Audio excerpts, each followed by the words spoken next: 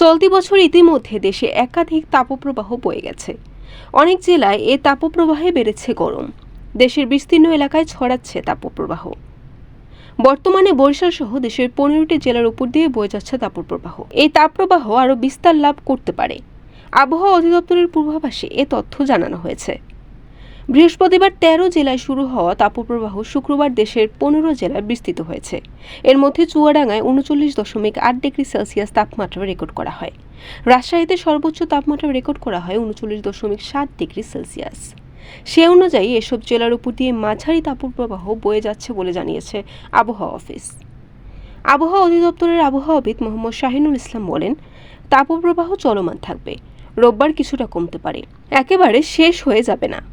সারা দেশে দিনের তাপমাত্রা প্রায় অপরিবর্তিত থাকতে পারে, রাতের তাপমাত্রা সামান্য বাড়তে পারে।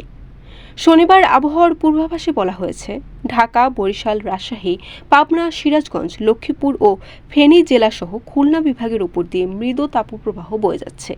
তা অব্যাহত ও বিস্তার লাভ করতে পারে। সারা দেশে দিনের তাপমাত্রা সামান্য বাড়তে পারে। বরিশাল.নিউজ।